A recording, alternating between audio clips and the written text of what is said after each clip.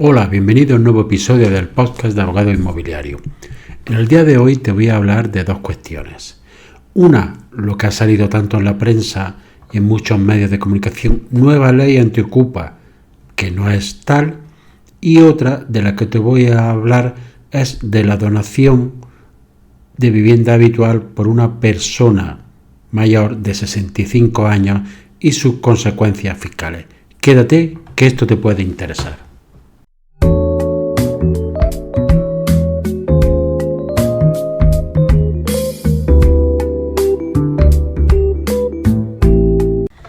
Como bien sabéis, el problema de la ocupación es un problema que causa gran alarma en España y por eso desde muchos foros y ámbitos jurídicos e inmobiliarios se ha exigido de que se dé una solución a este problema y se ha reclamado la necesidad de aprobar una ley integral contra el fenómeno de la ocupación ilegal que dé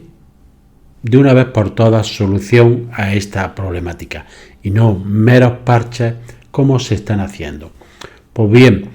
en estos últimos días ha saltado a la palestra una noticia de que se había dictado una nueva ley contra la ocupación y nada más lejos de la realidad. Hay que conocer bien las normas, ver cómo se tramitan y el alcance de las mismas para saber que no es así y que lo que se pretende hacer primero carece de una falta total de calidad normativa porque se ha tramitado de la forma que lo realizan y además es muy limitada. Es decir, te lo voy a aclarar. Lo que se ha aprobado es una enmienda dentro de una ley que se está tramitando ahora, que es la Ley de Medidas de Eficiencia Procesal al Servicio de la Administración de Justicia. Pues bien, el Congreso de los Diputados, en el mes de noviembre, incluyó una enmienda para tramitar los delitos de allanamiento de morada y de usurpación de un inmueble por la vía de los juicios rápidos, al introducir ambos delitos en el artículo 795 de la Ley Procesal Penal. Y lo que se ha hecho por la prensa como una medida que puede agilizar la solución de este problema. El procedimiento para enjuiciamiento rápido de determinados delitos está previsto en la Ley de Enjuiciamiento Criminal, pero normalmente está previsto para aquellos que cumplan las siguientes condiciones: que se trate de delitos flagrantes, es decir, que se estuviesen cometiendo o se acabara de cometer cuando el delincuente sea sorprendido en el acto. También que se trate sobre todo de alguno de los siguientes delitos, es decir, la ley hace una enumeración, que son delitos de lesiones, coacciones, amenazas, etcétera, hurto y robo de vehículos, delitos contra el cuidado del tráfico, algunos delitos de daños, algunos delitos contra la salud pública, delitos flagrantes relativos a la propiedad intelectual e industrial en determinados casos, pero además debe de cumplir una condición: que se trate de un hecho punible cuya instrucción sea presumible que será sencilla. ¿Qué sucede? Que este procedimiento está previsto solo para este tipo de delitos y además debe de cumplir los otros dos requisitos: que sean delitos flagrantes y que sean una instrucción sencilla. Esto está muy bien sobre el papel, pero debido a la gran cantidad de casos que tienen los juzgados y retraso que hay, hace que muchos procedimientos para muchos casos de estos delitos, que son delitos que están previstos que se tramiten por el procedimiento de enjuiciamiento rápido, no es así, porque luego llega al juzgado, en caso muchas veces que se haya acuerdo en el juzgado, cuando sea la primera citación, el juzgado de guardia, si se resuelven de forma muy rápida, pero si no es así, ya señalan para un juicio con una fecha que puede alargarse mucho, que bien será ante el mismo juzgado de guardia, sea un delito leve, o bien, si es un delito normal, se tramitará ante el juzgado de lo penal. La ley dice que debe ser en el plazo de 15 días, pero ni mucho menos sucede así, y máxime porque a veces se puede tener que realizar pruebas, etcétera, depende del juzgado, la tramitación si los funcionarios, si tienen que intervenir la policía, citaciones, por lo cual puede ser que se vaya un año perfectamente en numerosos sitios, que lo que hace perder a la finalidad de esta norma. Por lo cual, si estamos ante delitos de ocupación, bien sea allanamiento de morada o usurpación, evidentemente no es esta la vía por la que se debe de realizar. Pero es que además sucede que hay un error de técnica jurídica. Se debe de modificar la ley orgánica del Poder Judicial, la ley orgánica del Tribunal del Jurado para poder hacerlo así, porque el delito de allanamiento de morada es un delito que debe de ser, aunque muchos juristas no entienden el porqué, realizado con procedimiento de jurado, lo cual lo retrasa terriblemente. Otro error que hay también es que, por ejemplo, la usurpación de inmuebles, la mayoría de los casos, no es un delito que deba de ser tramitado por el enjuiciamiento rápido, sino que es un delito leve cuyo procedimiento está previsto en otro artículo, la de la ley de enjuiciamiento criminal, por lo cual hay un defecto de técnica jurídica que no sabemos cómo lo van a resolver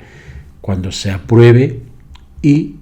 en qué sentido, porque tendrán que modificar las otras leyes y adecuarlas para que pueda ser así. Pero aparte es que no resuelve. Lo único que resolvería en algo la situación es que debe de haber una posibilidad de dictar una medida cautelar de expulsión inmediata en 72 horas. Es decir,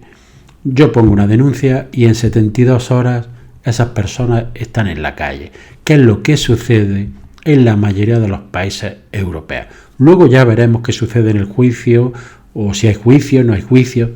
pero automáticamente desde que se te pone la denuncia y tú acreditas que eres el propietario y que ha habido una intromisión, una usurpación de tu inmueble o un allanamiento, automáticamente están en la calle. Es decir, lo que se hace es resolver de una forma clara, pronta y expeditiva este problema para obtener la situación posesoria en ese breve periodo de tiempo. Sin ello, la medida que se va a acordar no sirve para nada. En algunos casos sí podrá agilizar, pero evidentemente no es lo que va a dar la solución al problema de la ocupación. Para que se resuelva debe de haber, como hay muchos países europeos, este tipo de medida cautelar que hace que se resuelva rápidamente la situación de la vivienda, tú recuperas tu posesión y luego además hay que recordar la gravedad de las penas que hay en otros países, que en algunos sitios llegan, si es tu morada, tu vivienda habitual, llega hasta 5 años de cárcel, por lo cual ya hay que pensarse por parte de los ocupas que quieran entrar en una vivienda. Y en caso de que no sea vivienda habitual, también tiene medidas de prisión considerables. Pero además estas medidas deben ser eficaces, porque debe de ser una medida de prisión que se cumpla. Porque si no, evidentemente sucede lo que es ahora, que se ríen del propietario, se ríen de las fuerzas del orden, se ríen de los funcionarios de los juzgados, etcétera, etcétera. Y además hay que recordar otra cuestión que podría entrar en conflicto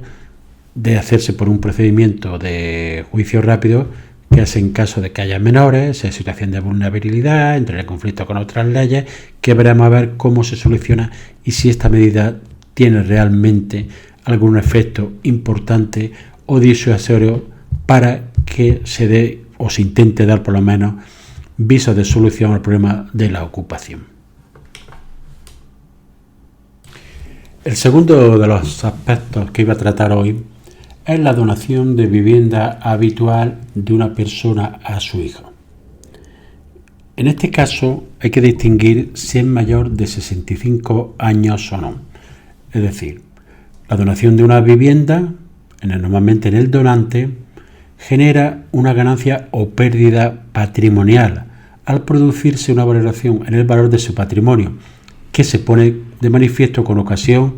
de una alteración en su composición de acuerdo con lo que dispone el artículo 33 de la ley del IRPF.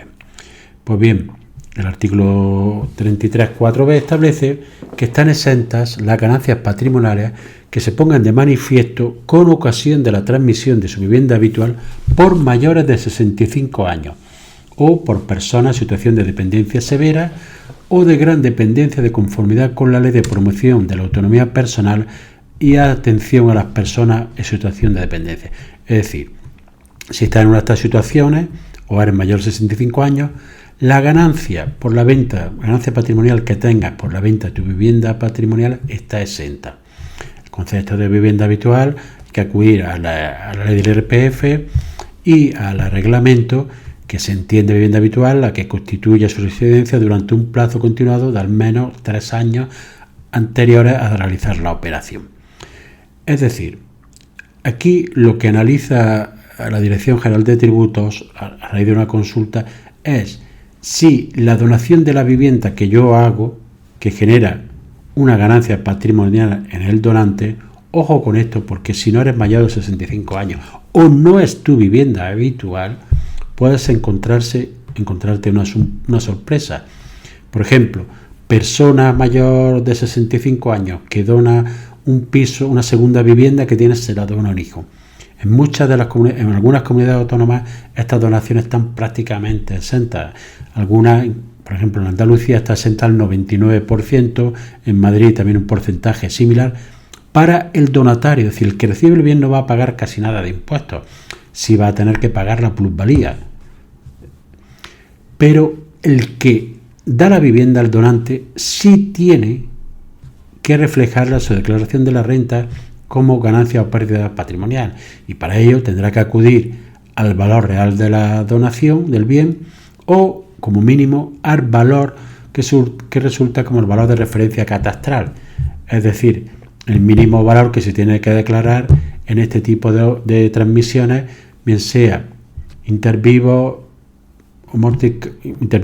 causa, o bien sea onerosas o gratuitas. Es decir, este valor de referencia catastral ha sustituido al que se denominaba en jerga jurídica el valor fiscal del inmueble. Pues bien, en este caso el donante tiene que declararlo, pero si nos encontramos de que esta persona es mayor de 65 años y lo que dona es su vivienda habitual, no tiene ganancia patrimonial computable a efectos de IRPF. Es decir, puede tener ganancias, pero está exenta su declaración.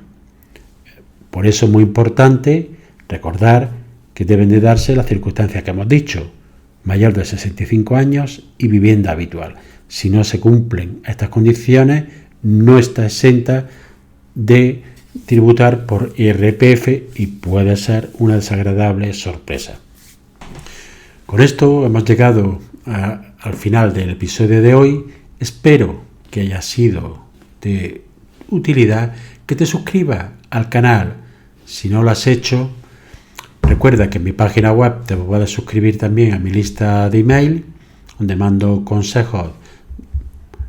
de forma un par de veces por semana sobre temas inmobiliarios,